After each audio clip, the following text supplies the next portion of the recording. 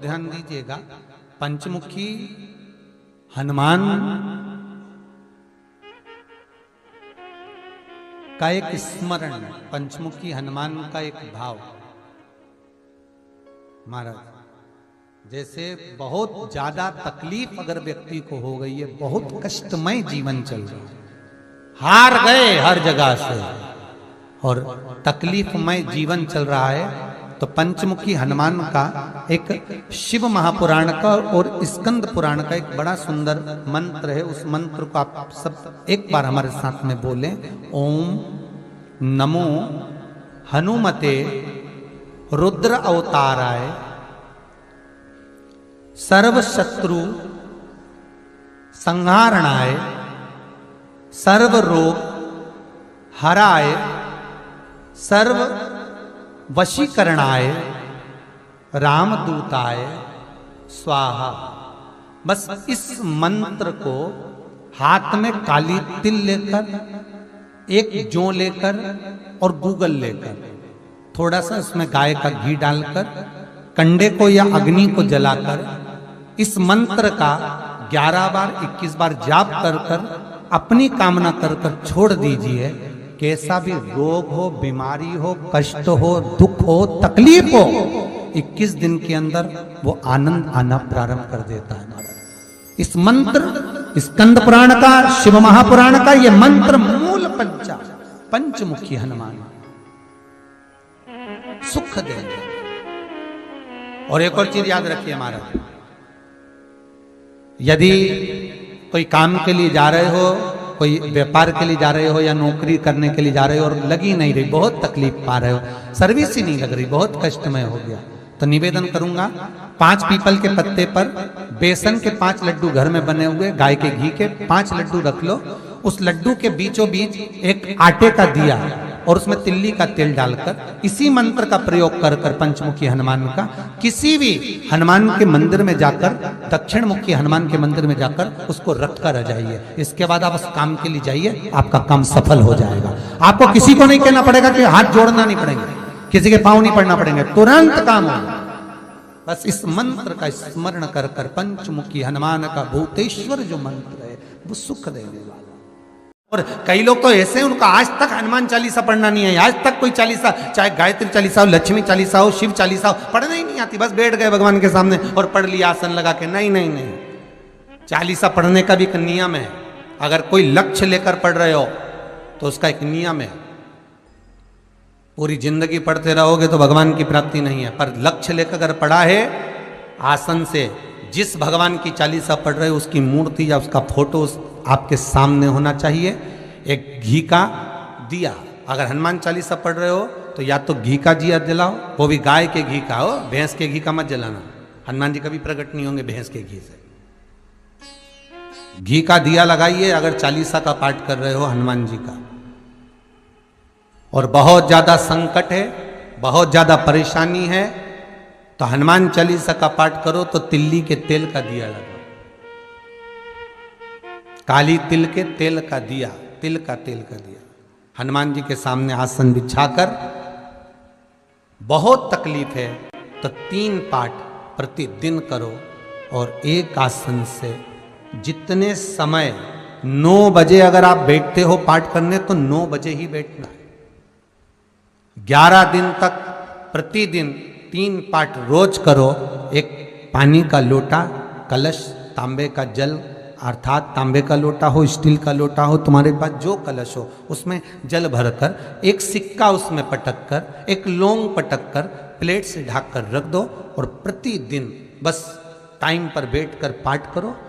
11 दिन पूर्ण होंगे, जिस कामना से आपने पाठ करा है बस वो सिक्का, वो लौंग कलश में से निकाल लो, जल का आचमन करो और जिस काम के लिए करा है वो जल उस प्रयोग में ले लो।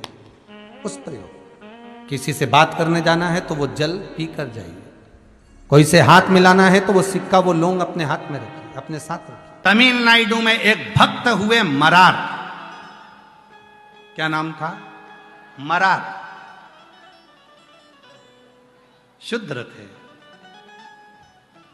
शिव के भक्त थे, शंकर के भक्त। मरार के पास में धन नहीं था, पैसा नहीं था, तो मरार ने विचार करा कि भोले बाबा एक बार मंदिर बनाना है तुम्हारा, कुछ भी हो जाए तुम्हारा मंदिर बनाना है। और याद रखना,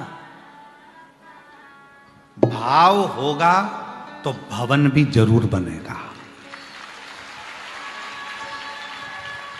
भाव होगा तो भवन भी जरूर बनेगा, और भाव होगा तो भगवान भी जरूर आएगा। निश्चित है। मरार तमिलनाडु के एक ऐसे भक्त हुए शंकर के, शूद्र थे, नहीं था धन, सेवा करते थे। एक गुरु के पास पहुंच गए, मन है शिव जी का मंदिर बनाना। गुरुजी ने कहा, धन है? नहीं। संपदा है? नहीं। मैं तुझको दे दूं पैसा, ले जाकर बना ले? नहीं। आपका भी नहीं चाहिए, मैं तो मेरा बनाना चाहता हूं। ठीक है, तो एक काम कर, धन नहीं, पैसा नहीं, तो मन में मंदिर बना। मन में मंदिर कैसे? कहीं से ईंट ला, कहीं से मिट्टी ला, कहीं से ओटला बना, शिवलिंग लेकर आ, नंदी लेकर आ, मन में बिठाते जे अपने मन को ऐसा बना ले कि मैंने शिखर की डिजाइन ऐसी करी है, उसका दरवाजा इतना बड़ा रखा है, सुतार से बात करी थी, बात सबसे कर किया, सुतार के पास जाके ना दरवाजा लगाना है मंदिर में, कितना बड़ा लगाऊं, ऐसा ऐसा, मन में मंदिर बनाते चले जा। उसने अपने मन में मंदिर बना लिया। भक्त का नाम है मरार भक्त। कोई तुमसे कहे किसी और वाले महाराज जी ने कह दिया कि लाइट से टार्च, मोबाइल की टार्च से ही आरती कर लो, तो उनको जवाब दे सकते हो। मरार भक्त शिव भक्त था, मन में मंदिर बन गया। पंडित जी के पास गया, प्राण प्रतिष्ठा की मुहूर्त दे दो। पंडित जी ने कहा, तूने मंदिर का बना लिया? मेरे मन में बना लिया। तो मन में बना लिया तो कभी प्रतिष्ठा? नहीं नहीं नहीं, तुम मुहूर्त दो, मैंने सब पूछ पूछ के बनाया है, तुम मुहूर्त दो। पंडित जी ने मुहूर्त निकाला, इस तारीख का मुहूर्त है। कांची वहीं पास में लगी हुई थी, और उस स्थान का राजा एक बहुत बड़ा मंदिर बनाया था। वहां से 100 किलोमीटर की दूरी पर राजा ने मंदिर की प्राण प्रतिष्ठा का मुहूर्त भी वही निकाला जो मरार ने निकाला था। मरार राजा शिव का इतना बड़ा भक्त था कि हवन यज्ञ से शंकर जी को प्रसन्न कर लेता था। आज शिव जी के पास में उसने भी मुहूर्त निकाला और प्राण प्रतिष्ठा दोनों जगह चालू हो गई। राजा प्राण प्रतिष्ठा कर रहा है, बड़े बड़े विद्वानों को बुलाकर, बड़े बड़े यज्ञ कराकर, अनुष्ठान कराकर, सब दान कर कर प्राण प्रतिष्ठा चल रही थी। और मरार बैठ गया था, आज का मुहूर्त है, इतनी वजह से यज्ञ चालू हो गया है, ब्राह्मण हवन करा रहे हैं, मैंने, मेरा भोलेनाथ आकर प्रतिष्ठा में बैठने वाला है, उसके प्राण प्रतिष्ठा होने वाली है। और प्राण प्रतिष्ठा चलती, राजा ने शिव जी को सामने से जाते हुए देखा। राजा कहने लगा, भोले बाबा, आज मेरे मंदिर की प्राण प्रतिष्ठा, तुम्हें बैठना है? शंकर जी बोले, आज नहीं बैठ सकता, कोई दूसरा मुहूर्त निकाल ले, आज तो मरार के दिल में जाकर बैठना है, उसने जो मंदिर बनाया है, उसने जो हृदय में मंदिर बनाया है। भाव होगा तो भवन बनेगा, और भवन में भगवान तब आता है जब भाव निर्मित हो जाता है। मेरे भक्त के हृदय में जो मंदिर बना है उसकी प्राण प्रतिष्ठा है। कहा, वो मरार के दिल में तुम बैठोगे? हाँ। राजा का प्राण प्रतिष्ठा छोड़कर शंकर भगवान मरार के दिल में जाकर बैठ गए। दिल में एक दिन मरार के मन में जाकर बैठ गए तो मरार के मन में आया, अब प्राण प्रतिष्ठा पे भंडारा कराना चाहिए, हलवाई नहीं मिल रहा, भोजन कैसे कराऊं, किसको जीवाऊं? शंकर भगवान ने कहा, मेरी धर्म पत्नी से जोरदार कोई हलवाई नहीं है, पूरी काशी को भोजन करा रही है अन्नपूर्णा। आंखें बंद कर कर बोला, अन्नपूर्णा माता, भोजन कराना है। अन्नपूर्णा जी ने हृदय में आकर पूछा, कितनों को कराना? पूरे गांव को जिमाना है। इसने तो सोचा ही था। अन्नपूर्णा ने पूरे गांव को निमंत्रण दे दिया। जो जहां बैठा था वहां पंगतें लगना चालू हो गई, भंडारे चालू हो गए, मालपुआ, खीर, रबड़ी सब बनना प्रारंभ हो गया। भंडारे चल रहे थे। जैसे ही आंख खुली, इतना बड़ा भंडारा। सारे गांव के लोग कहने लगे, मरार गजब कर दिया, तेरे पास इतना पैसा कहां से आ गया कि खीर मालपुआ खिला रहा। मरार कहने लगा, मैंने तो प्राण प्रतिष्ठा का भंडारा करा था।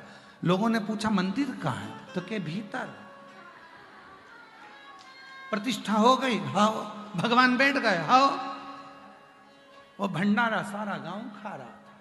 कोई तुमसे पूछे, किसी और वाला बाबा कह दिया कि दिया बाती भी नहीं हो तो टार्च तो है ना मोबाइल।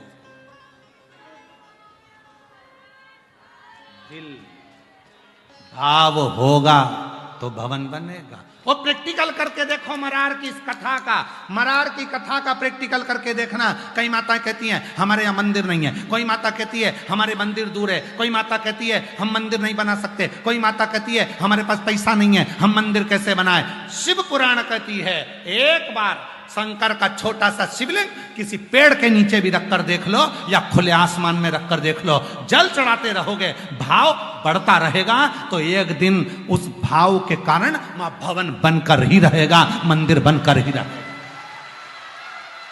चढ़ाते रहो। एक बार अयोध्या में मेरे भगवान राम टेंट में आकर बैठ गए और टेंट में बैठे रहे तो लोगों का भाव बढ़ता रहा, भाव बढ़ता रहा, भाव बढ़ता रहा, भाव बढ़ता रहा, भाव बढ़ता रहा। ऐसा भाव बन गया कि आज वो टेंट की जगह पर अयोध्या में मेरे भगवान श्री राम मंदिर में जाकर विराजमान हो गए। भाव है तो भवन है, भाव है तो भगवान है, और भाव ही नहीं तो मंदिर कितने भी बनाकर रख दो, भाव नहीं है तो फिर भगवान भी। कई कई मंदिर ऐसे हैं बने बहुत बड़े बड़े हैं पर कोई जाता ही नहीं है, भाव ही नहीं है। मां तो लोग सोचते हैं कि कमाने के लिए बना लिया, आन दो धन दौलत संपदा, तो भाव भी तो होना चाहिए। भाव अच्छा होगा तो भगवान आएगा। यही गलती है हमारी। हम मंदिर में जाकर क्या करते हैं, हम मंदिर में जाकर करते क्या, एक लोटा जल हम चढ़ा रहे हैं। और पहले भी कथा में कहा तुम्हारा पूरा एक लोटा जल शंकर जी को चढ़ना चाहिए, क्योंकि दुनिया के कई लोग कहते हैं कि हम जल चढ़ा रहे हैं, इतने दिन हो गए जल चढ़ाते, इतने दिन हो गए जल चढ़ाते, इतने दिन हो गए जल चढ़ाते, शंकर जी हमारी नहीं सुन रहा है, शिव जी हमारी नहीं सुन रहा है, पड़ोसी की सुन ली, तुम्हारी क्यों नहीं सुनी। उसका कारण यह है कि तुम्हारा एक लोटा जल शंकर जी को नहीं चढ़ रहा है, तुम्हारी दृष्टि में अभी भी भेद है। इसलिए आप लोगों से कहा था कि ये शिवलिंग, ये जलाधारी, ये जल बहने का स्थान, जिस पे शिवलिंग रखा है वो पार्वती जी का हस्त कमल है। जहां से पानी बहता है वहां राइट में गणेश जी, लेफ्ट में कार्तिकेय जी, बीच में अशोक सुंदरी। शिवलिंग के ऊपर जो बूंद बूंद पानी टपक रहा है वह शंकर जी की 5 लड़कियां, जया, विषहरा, शामली बारी, दौतली। शिव जी का पूरा परिवार जब एक ही जगह पर है तो तुम्हें जल कहां चढ़ाना चाहिए, शंकर के शिवलिंग पर। अब तुम जल चढ़ाने जाते हो तो वहां पर भी जाकर विचार करते हो कि जल लेकर पोची लोटा भर के शंकर जी को चढ़ा दिया, फिर पास में गणेश जी बैठे थे उनको चढ़ा दिया, पार्वती जी बैठी थी उनको चढ़ा दिया, नंदी बैठा था उनको चढ़ा दिया, फिर कार्तिकेय बैठे थे उनको चढ़ा दिया। अब सियोर वाला बाबा बोला कि एक लोटा जल सारी समस्या का हल। ईमानदारी से बोलो, शंकर को पूरा एक लोटा चढ़ाइए कब?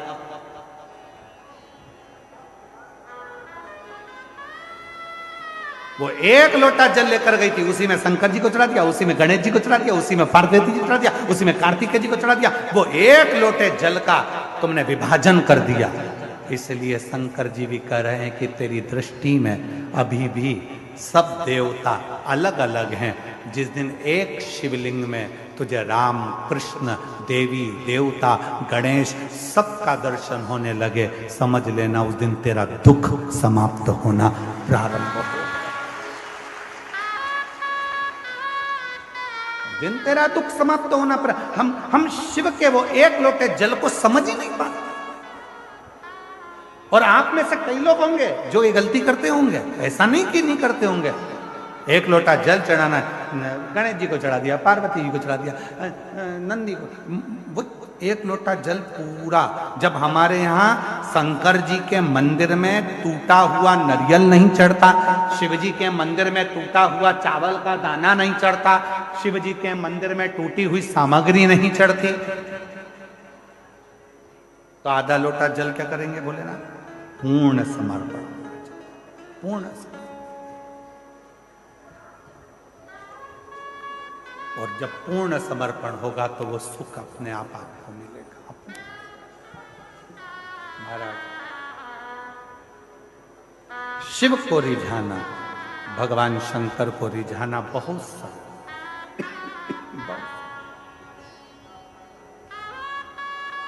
शिव को रिझाने में देरी नहीं होती। शंकर को जैसे ही जल चढ़ाया वैसे ही भोलेनाथ प्रसन्न होना प्रारंभ कर देते।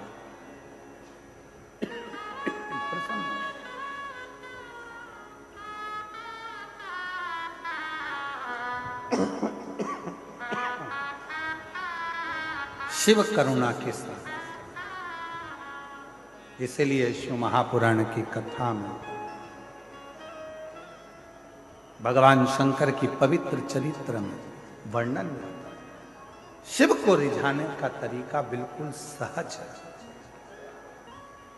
शिव जी को पूजन करने की विधि प्रिय है कि शिव जी को भाव प्रिय है। जम के बोलो जरा, सबकी आवाज आना चाहिए। भाव प्रिय विधि, शिव को कोई बहुत ज्यादा विद्वान हो तो वो विधि से पूजन करे, पर शंकर विधि से ज्यादा भाव से प्रसन्न, भाव से।